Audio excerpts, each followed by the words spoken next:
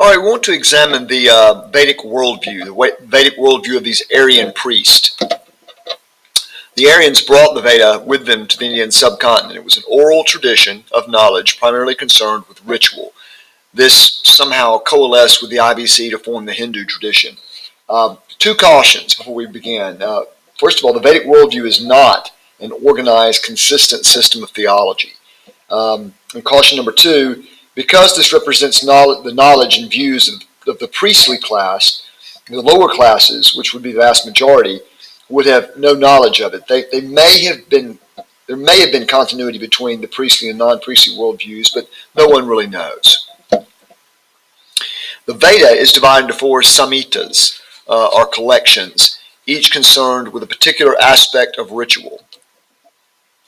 The Rig Veda is the oldest and most important samhita. It basically contains hymns, over 1,000 hymns to various gods and goddesses. Rig means praise. So it means, it's praise music, basically. Some argue it is 30,000 years old. And it could be, but most believe it was composed between 2300 and 1200 BCE. I think, because of some recent archaeological evidence about the forerunners of the Aryans, I think it's at least 4,000 years old. So the Yarja Veda contains instructions for the sacrifices, detailed instructions, much like the Torah contains detailed instructions about priestly vestments and how the tabernacle looks and so forth. The Samaveda contains the melodies. The sacrificial songs had to be sung at the right pitch to be effective. There was a magical quality to speaking the Veda out loud. And the fourth is the Atharva Veda. There was a functionary called a Tarvan, who was basically kind of a shaman. And so these are spells and incantations for healing and for cursing. So it's sort of a shaman spell book. We want to look at this worldview by asking three questions. How did the Veda conceive of the world of nature? How did it conceive the world of the gods? And how did it think about human beings? So first, how did it conceive the world? We conceive the world as a tripartite or three-level world, the Trilaka. Level 1 is the seas and the earth. Level 2 is the atmosphere / mid-space. And level 3 is something called Svarga. It's the heavenly home of some gods and the ancestors. Wait a minute, I thought Hindus believed in reincarnation. They do, but remember, this is not Hinduism. This is the Vedic religion that preceded it. And Svarga is unclear anyway. The Vedic world was governed by something called Rita. It's a Vedic principle of order. It's the harmony that keeps the world orderly. Both right, R-I-G-H-T, and right, R-I-T-E, both are cognates of Rita, reflecting its importance in both morality and ritual. In the Vedic world, structure, cosmological structure, morality, and moral activity all were connected, all corresponded to each other. So a cosmogony, let's define that word. I think I may have mentioned it before, but it's a story or a theory of the origin of the world or the universe. The Aryans had several stories of the world's creation in the Vedas. Some are at odds with each other, and the Aryans do not seem to mind this, neither do modern Hindus. One of the most intriguing Vedic cosmologies is a short hymn that seems intended to astound and confuse rather than to enlighten. It's called the Hymn of Creation, and it's pretty short. I'm going to read it. The non-existent was not. The existent was not at that time. The atmosphere was not, nor the heavens which are beyond. What was concealed? Where? In whose protection? Was it water? An unfathomable abyss? There was neither death nor immortality then. There was not distinction of day or night. That one breathed windless by its own power. Other than that, there was not anything else. Darkness was hidden by darkness in the beginning. All this was an indistinguishable sea, that which becomes, that which was enveloped by the void. That one was born through the power of heat. Upon that, desire arose in the beginning. This was the first discharge of thought. Poets discovered this link of the existent to the non-existent, having searched in the heart with wisdom.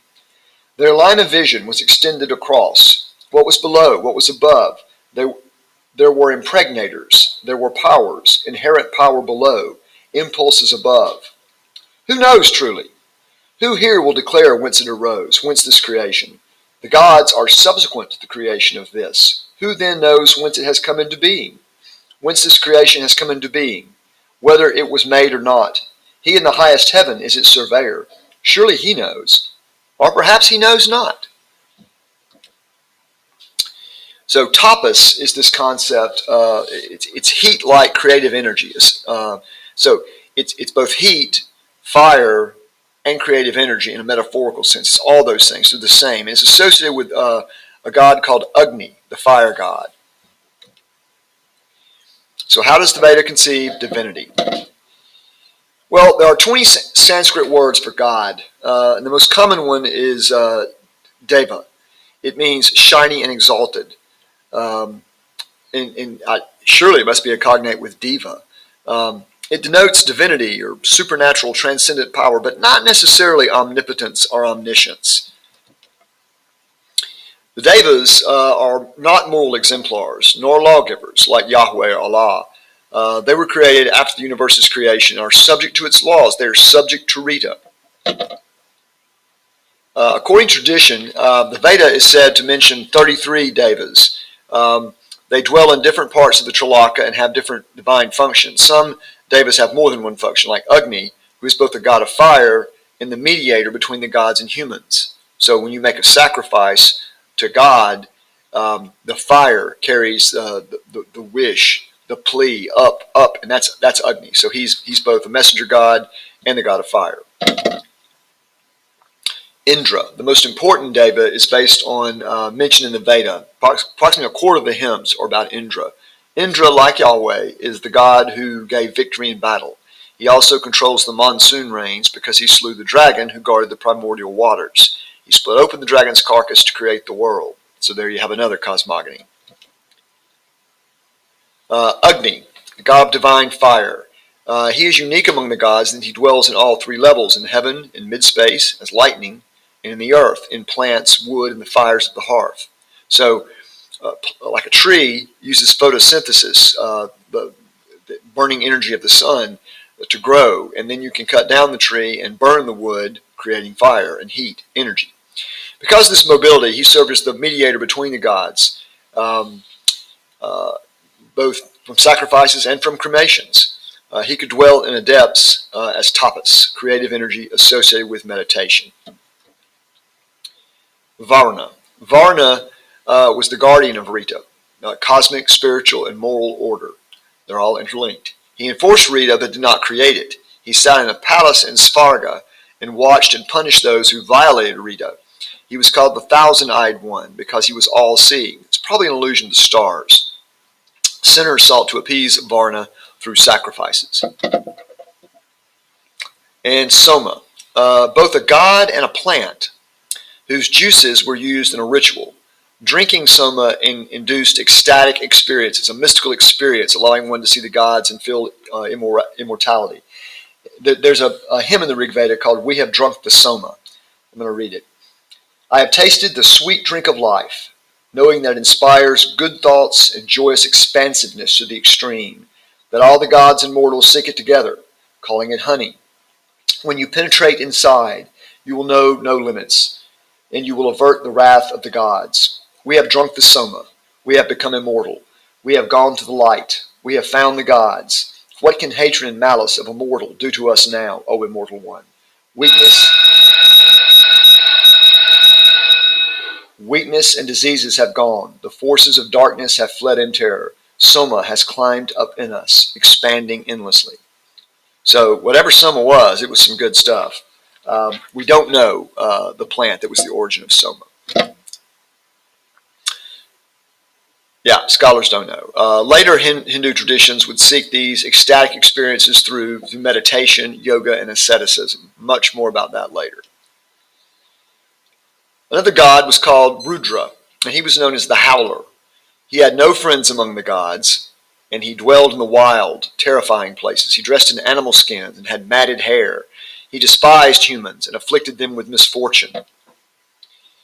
Aryans left Rudra offerings outside the village and implored him to stay away. Paradoxically, however, he was always also a healer. This sort of paradox will show up repeatedly in classical Hinduism. Some see Rudra as the prototype for the god Shiva. Perhaps Shiva is Rudra in the Vedic tradition, and that lotus-sitting, meditating figure on the seal in the Indus Valley civilizations tradition. In different stages of Vedic religion, different devas would take center stage. The Aryans would treat one god as the supreme deity, but not negate the others. This term describing this practice is henotheism. It's the worship of one god without denying the existence of other gods. It's a synthesis, really, of polytheism and monotheism. All right, so how does the Veda conceive humanity? Aryans believed that the essence of human life was the soul, which they logically associate with the breath. They use the word Atman. When a person dies, the breath leaves the body, therefore it must be what enlivens and animates the body. The soul endures while the body perishes. The soul would go to Svarga and have a happy existence, although this idea is not completely clear or universally accepted in the Vedic tradition. Some hymns suggested the soul descended to the house of clay, an underworld ruled by the god of death. Aryan theology was simply very unclear on the fate of humans. When Aryans arrived in India, their society was already stratified by occupation. From top to bottom, Brahmins were priests, teachers, Kshatriyas were warriors and administrators, princes. Vaishyas were merchants, artisans, ranchers, farmers. And Shudras were servants, peasants. And some theorize perhaps they were added later. Perhaps they were the indigenous people the Aryans conquered when they came to the Indian subcontinent. There is a Vedic hymn, the sacrifice of the Purusha. It tells of a primordial being sacrificed and dismembered by the gods, and from whose pieces the gods create the world, including 4 kinds of humans. Here's yet another cosmogony. So the mouth of the Purusha is what we used to create the Brahmins, because they utter the Veda. The arms were used to create the Kshatriyas, the warriors, because they wield the weapons. The thighs made the people who support the body, the Vaishyas, and the feet that were created the servants. They serve the body, they stay close to the ground. We'll talk a lot more about the Hindu caste system later. So the sacrifice of the Purusha is important for 2 reasons. It roots the division of social classes into the very nature of things, into the will of the gods. The system is just Rita. It demonstrates the Aryan tendency to link the natural world, the social world, and ritual into a set of correspondences. And that, in a nutshell, is the Vedic worldview.